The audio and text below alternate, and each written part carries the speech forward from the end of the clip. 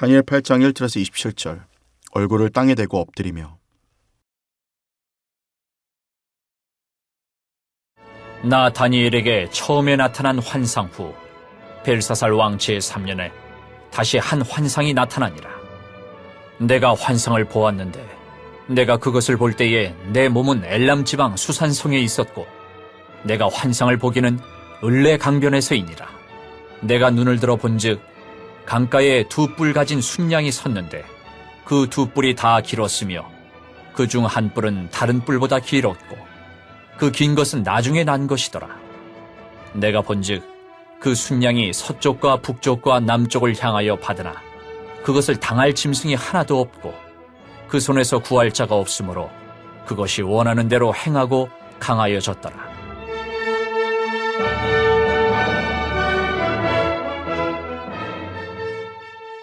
내가 생각할 때에 한 순념수가 서쪽에서부터 와서 온 지면에 두루 다니되 땅에 닿지 아니하며 그 염소의 두 눈 사이에는 현저한 뿔이 있더라.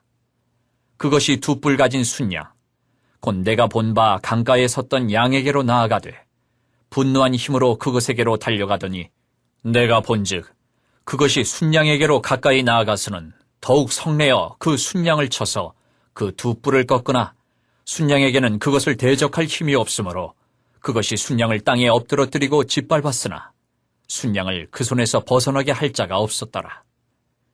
순념수가 스스로 심히 강대하여 가더니 강성할 때에 그 큰 뿔이 꺾이고 그 대신에 현저한 뿔 넷이 하늘 사방을 향하여 났더라. 그중 한 뿔에서 또 작은 뿔 하나가 나서 남쪽과 동쪽과 또 영화로운 땅을 향하여 심히 커지더니 그것이 하늘 군대에 미칠 만큼 커져서 그 군대와 별들 중에 몇을 땅에 떨어뜨리고 그것들을 짓밟고 또 스스로 높아져서 군대의 주제를 대적하며 그에게 매일 드리는 제사를 없애버렸고 그의 성소를 헐었으며 그의 악으로 말미암아 백성이 매일 드리는 제사가 넘긴 바 되었고 그것이 또 진리를 땅에 던지며 자의로 행하여 형통하였더라.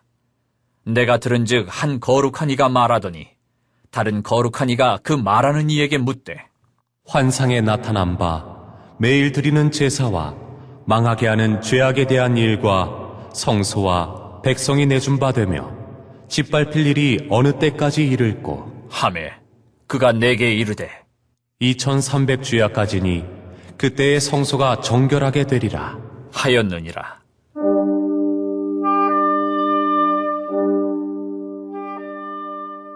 나 다니엘이 이 환상을 보고 그 뜻을 알고자 할 때에 사람 모양 같은 것이 내 앞에 섰고 내가 들은즉 을레강 두 언덕 사이에서 사람의 목소리가 있어 외쳐 이르되 가브리엘아 이 환상을 이 사람에게 깨닫게 하라 하더니 그가 내가 선 곳으로 나왔는데 그가 나올 때에 내가 두려워서 얼굴을 땅에 대고 엎드리매 그가 내게 이르되 인자야 깨달아 알라 이 환상은 정한 때 끝에 관한 것이니라. 그가 내게 말할 때에 내가 얼굴을 땅에 대고 엎드려 깊이 잠들매 그가 나를 어루만져서 일으켜 세우며 이르되 진노하시는 때가 마친 후에 될 일을 내가 네게 알게 하리니 이 환상은 정한 때 끝에 관한 것임이라.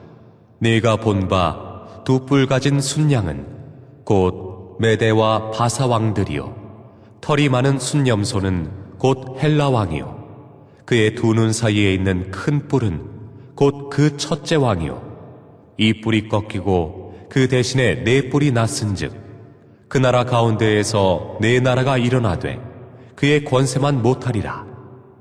이 네 나라 마지막 때에 반역자들이 가득할 즈음에 한 왕이 일어나리니 그 얼굴은 뻔뻔하며 속임수에 능하며 그 권세가 강할 것이나 자기의 힘으로 말미암은 것이 아니며 그가 장차 놀랍게 파괴 행위를 하고 자의로 행하여 형통하며 강한 자들과 거룩한 백성을 멸하리라.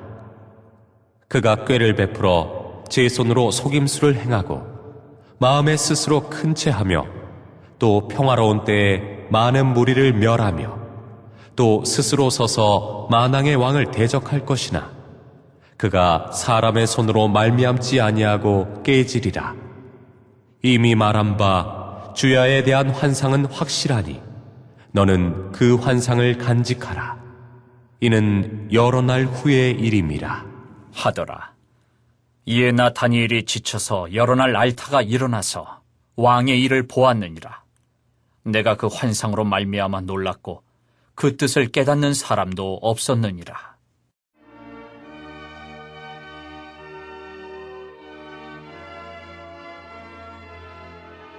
1절에서 14절 순양과 순념수의 환상.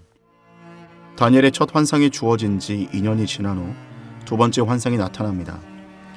본문은 수량과 수렴수의 환상, 그리고 넷불의 하늘의 군대까지 대적할 것을 보여주는 본문으로 나눌 수 있습니다.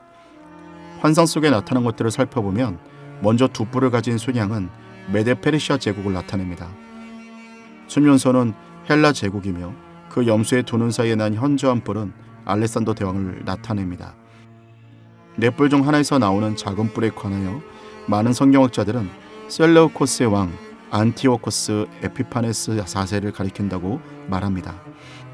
이처럼 다니엘에게 나타난 환상을 역사적 관점으로 해석하여 무엇을 나타내고 어떠한 역사적 사건을 예언하는지 알 수 있습니다. 그런데 중요한 것은 이와 같은 역사를 누가 이끌고 가느냐입니다. 얼핏 보면 세상의 흐름이 힘의 움직임대로 흘러가는 것 같습니다. 힘에 의해 한나라가 존립이 결정되고 사람에 의해 역사가 쓰여지며 미래가 결정되는 것 같습니다. 이는 한 사람의 인생에서도 동일하게 적용된다고 느껴집니다. 그러나 한 사람의 인생과 세상의 역사는 하나님께서 주관하시고 이끌어 가십니다. 비록 어려운 상황이 펼쳐진다 할지라도 그것 또한 하나님의 섭리입니다. 그렇다면 그 속에서 그리스도인이 가져야 할 태도는 무엇일까요? 겸손히 하나님의 뜻하심에 순종하는 것, 즉 믿음으로 살아가는 것입니다. 비록 우리의 생각과 뜻대로 흘러가지 않는다 할지라도 하나님께서 선한 길로 인도하실 것이라는 믿음으로 순종한다면 분명히 그 삶에 세상이 줄 수 없는 놀라운 은혜와 평안을 허락하실 것입니다. 15절에서 27절 가브리엘 천사가 환상을 깨닫게 하다. 이어서 본문은 앞선 환상에 대한 해석을 기록하고 있습니다. 여기서 볼 수 있는 큰 특징이 있다고 한다면 하나님에 대한 두 가지 반응입니다. 먼저 하나님께서 다니엘에게 환상에 대한 해석을 알려주시려고 나타났을 때 다니엘의 반응은 얼굴을 땅에 대고 엎드렸습니다. 이는 하나님의 임재에 대한 경외심을 보여줍니다. 이어서 다니엘은 깊은 잠에 빠졌는데 이는 깊은 무의식 상태에 있는 것을 의미하며 영혼의 가장 깊은 곳에 치유하시고 만지시는 하나님을 보여줍니다. 이렇듯 다니엘은 하나님에 대해 거룩한 경외심과 더불어 하나님과의 깊은 영적인 교제를 보여줍니다. 반면에 20절에서 26절에 나타나는 하나님 앞에 선 왕의 모습은 정반대였습니다. 왕은 자신의 권세와 능력을 신뢰하며 하나님께 도전합니다. 이는 하나님을 부정하는 태도이자 모독하는 행위입니다. 이처럼 하나님에 대한 태도는 오직 두 가지로 나뉩니다. 다니엘과 같이 하나님 앞에 경외하는 것과 하나님을 부정하는 것입니다. 하나님에 대한 거룩한 경외심을 갖는 자에게는 아주 깊은 영적인 교제가 허락됩니다.